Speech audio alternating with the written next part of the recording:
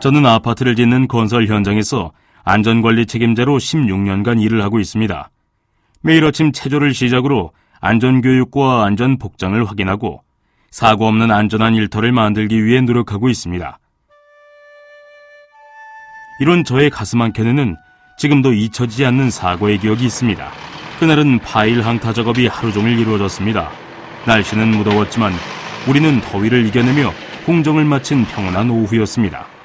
저는 사무실에서 하루의 일과를 정리하고 있었습니다. 그런데 이때 무전기를 통해 다급한 목소리가 들렸습니다. 두근거리는 마음으로 현장으로 달려갔을 때 차마 눈으로 볼 수 없는 사고 현장이 저를 기다리고 있었습니다. 오른손의 네 손가락이 모두 절단된 고통을 호소하는 재해자 옆으로 떨어져 나간 손가락이 바닥에 뒹굴고 있었습니다.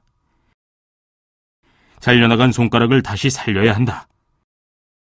저는 재해자를 직접 부송하며 병원을 향했습니다. 하지만 병원에 도착 후 수술실이 없다는 통보를 받았습니다.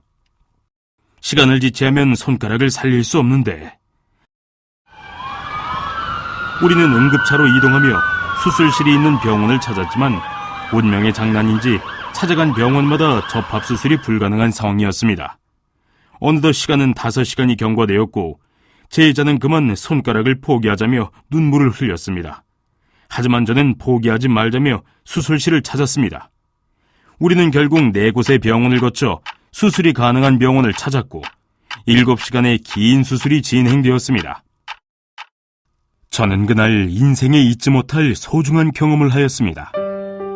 아빠의 사고 소식을 접하고 제일 먼저 달려온 어린 소녀의 모습에서, 저를 붙들고 울먹이는 소녀의 눈망울에서 저는 가족의 소중함을 느낄 수 있었습니다. 그리고 도착한 부인은 그래도 목숨을 잃지 않았다는 안도감과 딸 앞에서 의연함을 잃지 않으려는 어머니의 모습을, 재해자는 결국 4개의 손가락 중 하나는 신경이 죽어 살리지 못하고 3개의 손가락만을 살리는데 성공하였습니다. 저는 사고 날지는 정말 꿈에도 생각 못했습니다.